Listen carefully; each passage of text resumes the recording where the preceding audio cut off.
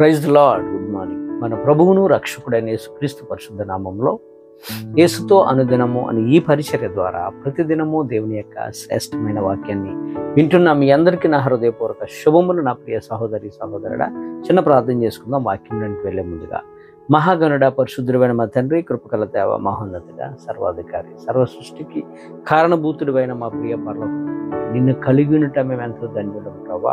ఈ మాటలు వింటున్న ప్రతి ఒక్కరిని పేరు పేరున మీరు దీవించి ఆశీర్వదించి నీ మాటలతో మమ్మల్ని అందరినీ సరిచేయమని ప్రార్థిస్తున్నాం తండ్రి. అలాగే ఈరోజు ఎవరైతే నేను పుట్టినరోజులు, వివాహ దినోత్సవాలు జరుపుకుంటున్నారు ప్రభా, నీ బిడ్డలకు కావలసిన ఆరోగ్యము, స్వస్థత, దీవెన దయచేయండి.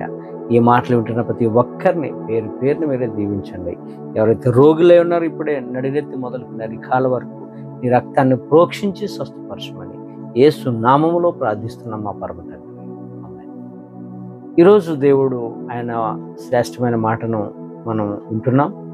ఒక బ్రదర్ ఫోన్ చేశారు. ఆయన ఫోన్ చేసి ఆయన చెప్పిన మాట ఏంటంటే, ఏమండి నేను ఒక సేవకునండి, కానీ నేను బాగా చదువుకున్నాను, కానీ నేను చదువుకున్న చదువుకి ఏ ఉద్యోగం రాక ఖాళీగా ఉండటం ఎందుకని దేవుని సేవకు నేను వచ్చేసాను. నాకు కొన్ని డౌట్స్ ఉన్నాయి, చెప్తారా? బ్రతకాలి కదా అన్నట్టుగా దేవుని సేవకు వచ్చేసాను అనే మాట నాకు కొంచెం బాధ అనిపించింది. సేవ అంటే అంత తక్కువ అయిపోయిందా, అంత చులకన అయిపోయిందా అని కొంచెం మనసులో బాధ కలిగి, ఏంటి చెప్పండి అంటే, నాకు ఒక డౌట్ ఉంది అంటే ఆయన చెప్పడానికి ఇష్టం అవ్వలేదు నాకైతే. నేను అన్నాను ఒకటే, నేను ప్రభు మీద ఆధారపడాలని. మీరు ఎవరిని డౌట్ అడగాల్సిన పని లేదండి. మొదటగా మీరు ప్రభు పాదాల యొద్ద గడిపితే మీ ఏ డౌట్ అవుతుందో ఆ డౌట్ను ప్రభు పాదాల దగ్గర ఎట్టి ప్రార్థన చేయండి.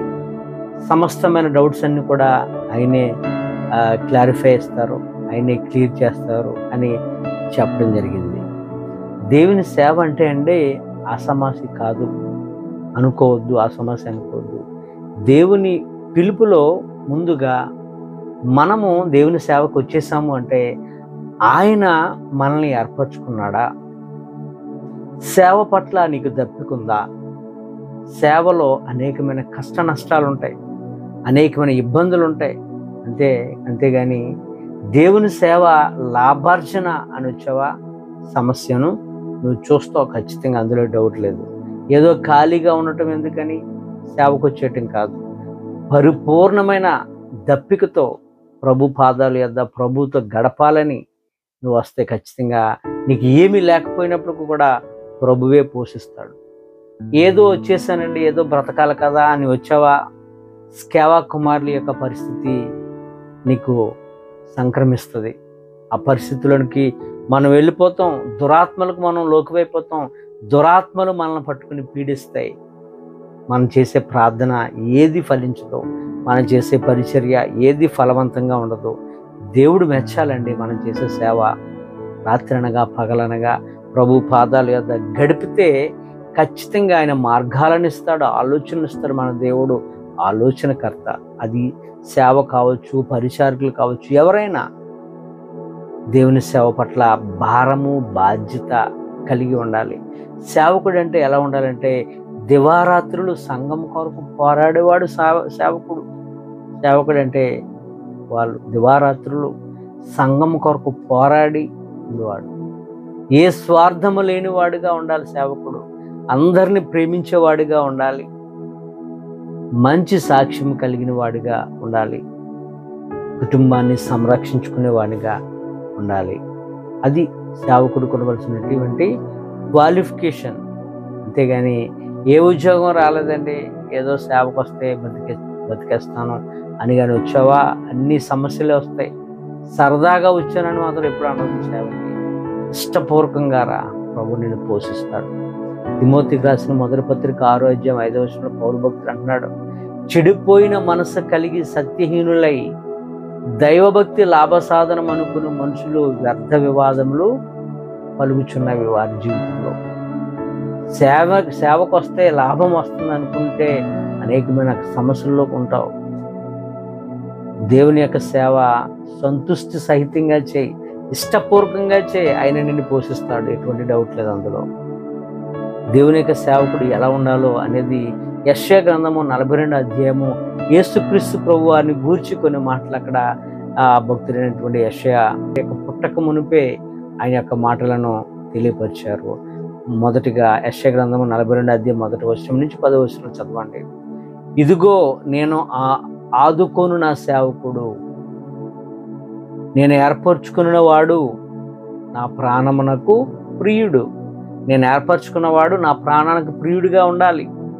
రెండవదిగా అతని యందు నా ఆత్మను ఉంచి ఉన్నాను, అతని యందు నా ఆత్మను ఉంచి ఉన్నాను అంటున్నాడు. అతడు అన్యజనులకు న్యాయము తీర్చును, నా ఆత్మను కలిగి అన్యజనులకు న్యాయము తీర్చువాడుగా ఉంటాడు. మూడవదిగా అతని కంఠస్వరం వినబడదు, హడావడి చేయడు, చాలా మౌనంగా ఉంటాడు. తర్వాత 4వది చూసినట్లయితే నలిగిన రెల్లును విరవడు, ఎవరి జోలికి వెళ్ళడు, ఏ ప్రాబ్లంను మీదకు తెచ్చుకోడు. అతడు సత్యమును అనుసరించి న్యాయమును కనుపరచును, సత్యవంతుడిగా ఉంటాడు, న్యాయముతో ఉంటాడు. ఇవి నా సేవకుడు ఉండవలసినటువంటి లక్షణాలు అంటూ యెషయా గ్రంథము 42వ అధ్యాయంలో ఈ మాటలను యెషయా భక్తుడు యేసుక్రీస్తు ప్రభు వారిని ఉద్దేశించి మాట్లాడిన మాటలు. సేవకుడు ఉండవలసినటువంటి లక్షణాలు ఇవి. ఎందుకంటే క్రీస్తు యేసు మనకు మాదిరి, మన మెంటోర్ అయిన ఆయన మాదిరిగా మనం జీవించాలి, ఆయనకు ఇష్టలుగా మనం జీవించాలి. సేవకునికి అంత సుఖమే అనుకుంటారు చాలామంది, తెలియని వారు. సేవకుడు జనుల కొరకు అంగలారుస్తాడండి, దివారాత్రులు తన ఇచ్చను చంపుకుంటాడండి. దివారాత్రులు అన్ని విషయాల్లో కూడా తన సొంత ఇచ్చను ఏమి కూడా చేసుకోడు, దేవుని కొరకు ప్రతిష్ఠించుకుంటాడు, లోకములో ప్రత్యేకమైన వానిగా జీవిస్తాడు. కొనికి ఎంత అభిషేకాన్ని దేవుడిస్తాడో, ఆయనను కానీ మిస్గైడ్ చేస్తే దానికి మించి శాపాన్ని మనం తెచ్చుకుంటాం. గెహాజీ అలాగే చేశాడు. డబ్బును సంపాదించుకోవాలనుకున్నాడు. ఒక గొప్ప సేవకుడి దగ్గర ఉన్నాడు, ఎలీషా దగ్గర. ఏం తెచ్చుకున్నాడు? ఎలీషా దైవాత్మ కలిగిన వాడు, కానీ ఆయన యొక్క ఆత్మను కలిగిన వ్యక్తి ఎలా ఉండాలి? ఏలియా గారి దగ్గర ఎలీషా ఉన్నాడు. ఏలియా గారు కన్నా డబల్ పోర్షన్ బ్లెస్సింగ్స్తో ఎలీషా ఉన్నారు. మరి ఎలీషా గారి దగ్గర ఉంటున్న గెహాజీ ఎలా ఉండాలి? దానికి మించిన పరిచర్య చేసేవాడికి ఉండాలి. కానీ ధనాపేక్షకు లోనైపోయాడు, శాపాన్ని తెచ్చుకున్నాడు. సేవ అనేది ధనాపేక్ష కాదండి.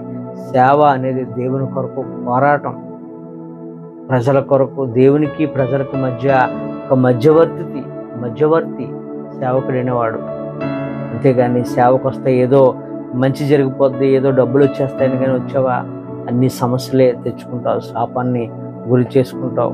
యాకోబు పత్రికలు అంటాడు, సేవకులను ఉద్దేశించి భక్తుడు ఏమంటాడంటే, నా సహోదరులారా, బోధకులమైన మనము మరీ కఠినమైన తీర్పు పొందుదమని తెలుసుకొని మీలో అనేకులు బోధకులు కాకుండా. ఎందుకంటే విశ్వాసి తప్పు చేస్తే చిన్న పనిష్మెంట్, తెలుసో తెలియక చేశాడండి.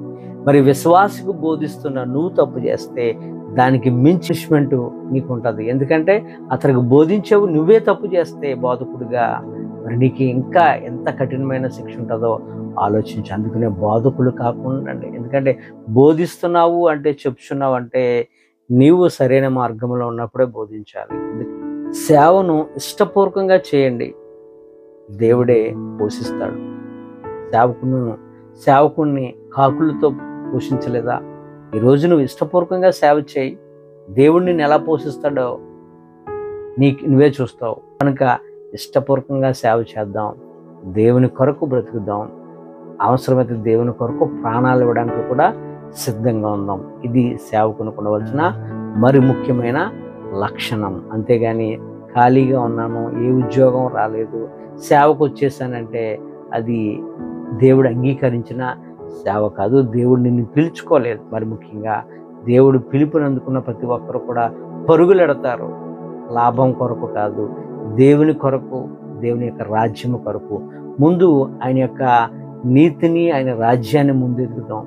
సమస్తమును కూడా, అన్నీ కూడా మనకి ఏది కావాలో సమస్తమును ప్రభువే మనకు సమకూరుస్తాడు. ఈ కొద్ది మాటలు దేవుడు మనందరి జీవితంలో నెరవేర్చి ఫలింపచేయను గాక.